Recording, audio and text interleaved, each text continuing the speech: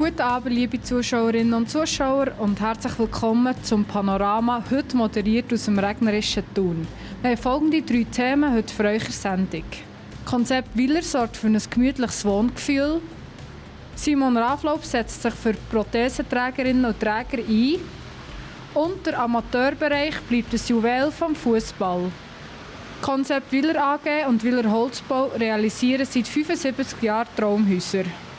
Neu kümmert sich Lilo Willer auch um die Innenräume.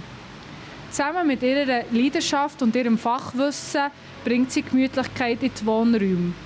Wie so eine Beratung abläuft und was für sie das Wohnen bedeutet, erfahrt ihr im Beitrag. Mir bedeutet das Wohnen extrem viel, weil es ist wichtig, an einem Ort zu sein, wo man wohl ist. Es ist ein Heimkommen, ein Abfahren, ein Entspannen. Und ja, wenn man an einem Ort wohnt, wo man wohl ist, dann geht es mir so, man will am liebsten gar nicht mehr fort.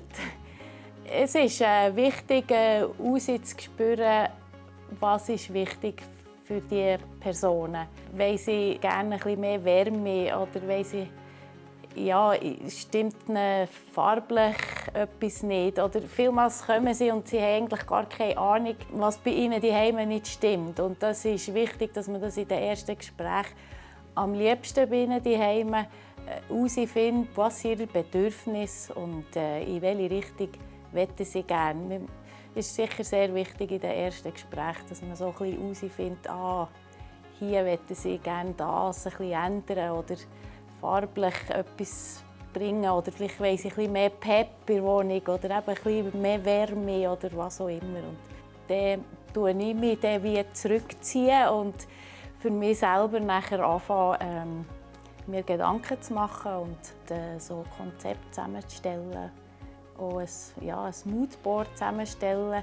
Es kann sein, dass mir der Kunde sagt, ja, ich war dann dort und dort in der Ferien in Südfrankreich oder wo immer und das gefällt mir, das Flair, dort habe ich mich wohl gefühlt. Und so Sachen nimmt man auf und probiert das dann umzusetzen in Möbel, Materialien und so weiter. Was spannend ist ein bisschen das Retro, also das, was wieder kommt. Tapeten zum Beispiel ist etwas, das extrem wieder am Aufkommen ist. Es gibt auch eine riesige Auswahl, mega spannend, mega coole Sachen, wo man irgendwie gar nicht erwartet, weil man hat Tapeten immer noch im Hinterkopf, ja, mein Grossi hat doch auch noch so furchtbare gehabt. Es ist heute nicht mehr so. Man kann wirklich Akzente setzen mit Tapeten. Es gibt ganze Bilder. Also man kann schon fast Kunst machen mit Tapeten. Das ist sicher etwas, das wiederkommt. Was so spannend ist, ist Teppich. Ebenfalls etwas Altes, Verstaubtes, das aber eigentlich gar nicht so ist. Wo sehr viel auch für die Akustik im Raum beiträgt, für das Wohlbefinden. Trittschall, also es hat viele Vorteile, Teppich, und es ist einfach ein anderes Wohngefühl auch. Und man ist am liebsten daheim und es passt, ja. Simon Raflaub lebt schon fast seit 30 Jahren mit einer Beinprothese. Leider fehlt im Moment die professionelle Unterstützung im Alltag. Deswegen möchte er sich jetzt für Prothesenträgerinnen und Träger einsetzen und möchte eine Anlaufstelle bieten, wo sich Betroffene Tipps geben und Erfahrung teilen.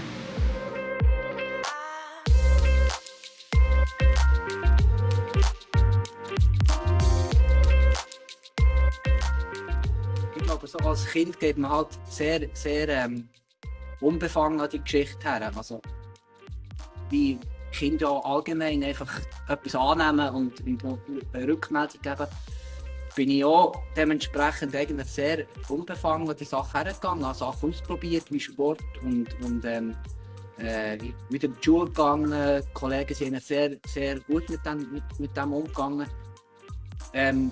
Ich glaube, Probleme kommen erst später, nachher, auch wenn man erwachsen wird, wenn man Sachen fällt im Kopf verdrehen und so, und geht das nicht und wie geht es weiter und so.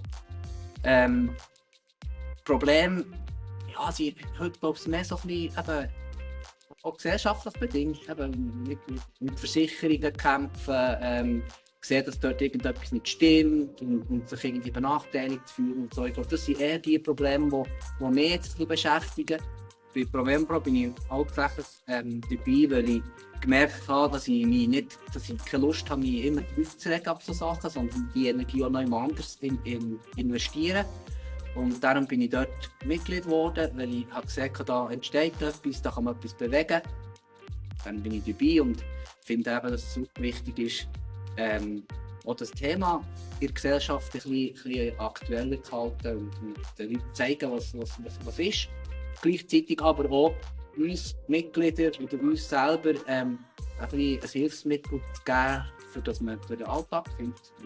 Einfache Sachen wie eben Velofahren oder wie kann man Skifahren, wie kann man baden, wie kann man schwimmen. So Sachen, die schön gut sind.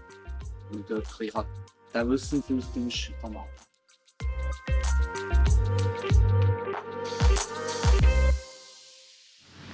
Die Sportart Fußball wird immer populärer. Sie verbindet die ganze Welt. Leider spielen aber auch die Faktoren Geld, Gewalt und Grössenwahn eine wichtige Rolle. Wo das Ganze herführt und ob die grossen Vereine von den Kleinen doch noch etwas lernen können, erfahrt ihr im Beitrag. I got the recipe, never gonna let any out get the best of me. I never let the comparison get to me. I just remember the promises meant for me. I know the enemy and that he's sent for me. I keep the blood of the lemons, my centerpiece. I cannot trust in no crystals or energy. Look at the chemistry, it do not even mix chemically. Most of the tricks, they be gimmicks, they mimic the truth. It's poison and we got the remedy. There is a bomb, apply it, the fire can stand to... Es gibt auch Stimmen, die den Profifußball mittlerweile anprangern, sagen, es ist nur noch Business, es geht nur noch um Geld, es ist wie ein grosses Casino. Wie empfindest du das? Ja, teilweise. Ich bin aufgewachsen mit Fußball. Das ist bis heute das, was ich auch am meisten verfolge und am meisten konsumiere. Darum habe ich sicher immer noch ein bisschen die rosarote Brille an, gerade bei diesen Themen. Aber ja, es hat sicher jetzt in den letzten Jahren immer wieder ein bisschen Verlauf angenommen, der nicht so gesund ist.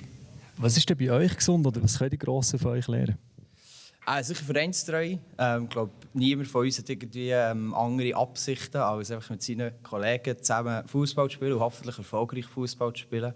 Die Ehrlichkeit, die wir untereinander haben, es wird nicht, selten irgendwie etwas vorgespielt oder gelogen, sondern wir sind, wie wir sind und alle sind so akzeptiert bei uns im Team und ich finde, das ist das Schönste. Ja. Das ist eigentlich seit 15 Jahren oder sogar mehr immer das, was ich alle Wochen mache, Fußball spielen. Und das hat mich gepackt. Zuerst habe ich noch Unihockey gespielt und dann ist es eigentlich das geworden und jetzt, das wird so bleiben eigentlich. Noah, gibt es denn vielleicht etwas, wo ich sage mal, die grossen Mannschaften in Anführungszeichen von euch noch lernen können? Ich würde sagen, gar nicht so viel, weil eigentlich sind sie die alles probieren, richtig zu machen und wir wollen eigentlich von ihnen lernen und möglichst in diese Richtung tendieren mit unseren Leistungen. Und, oder dass wir zum Teil gar nicht so hinter die Fassade gesagt haben, bei ihnen kann ich jetzt nicht wirklich sagen, was sie von uns noch mehr lernen könnten.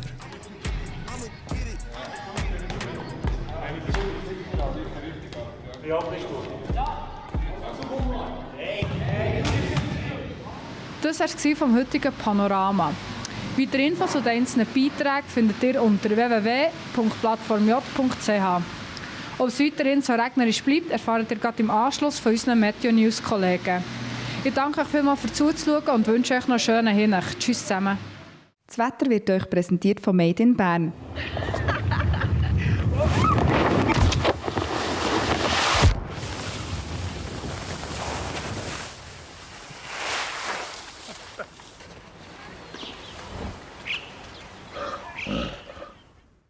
Da ist das Wetter auf der Plattform J am Montagabend. Meine Damen und Herren, herzlich willkommen. Heute im Laufe des Tages sind die Wolken dichter geworden. Von Westen her ist es dann auch zunehmend nass geworden.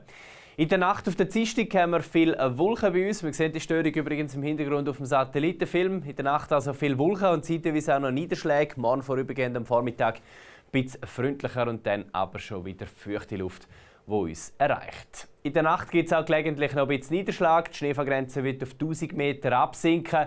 Morgen am Dienstagvormittag dann ein Wechsel aus Sonne und Wolken. Nur ganz selten noch Regengüsse oder Schneeschauer ab knapp 1000 Meter. Temperaturen morgen im positiven Bereich so um die 3 Grad zum Start in den Tag. Am Nachmittag gibt es den Maximalwert von etwa 7 bis 8 Grad. Die Sonne tut sich eher schwer am Nachmittag. Die Wolken werden da aus Westen wieder dichter. Ein paar Aufhellungen gibt es noch, aber eben allzu viel Sonne wird da dann nicht mehr dazukommen. Es bleibt aber lange Zeit trocken, auch in der Höhe. Wir haben also am Nachmittag dann kaum Niederschläge, die wir erwarten. Zeitweise ein mäßiger Südwestwind auf den Bergen, ein starker West- bis Nordwestwind. In den nächsten Tagen geht es den Wechselhaft weiter. Viel Wolken am Mittwoch, aber wenn überhaupt nur selten Regentropfen. Sehr mild mit etwa 13 Grad. Mild auch am Donnerstag und Freitag. Hier neben den sonnigen Abschnitten, die sich zeigen, auch neue Störungszonen, die uns erreichen und ab und zu eben Niederschläge bringen. Das Wochenende sieht aber dann wieder mehrheitlich trocken aus. In den tiefen Lagen teilweise neblig und hochneblig. In den Bergen aber zumindest dann auch zum Teil sonnig und eben weitgehend trocken. Das sieht im Wetter hier auf der Plattform Jota am Montagabend. Danke fürs Zuschauen und weiterhin einen guten Start in die neue Woche.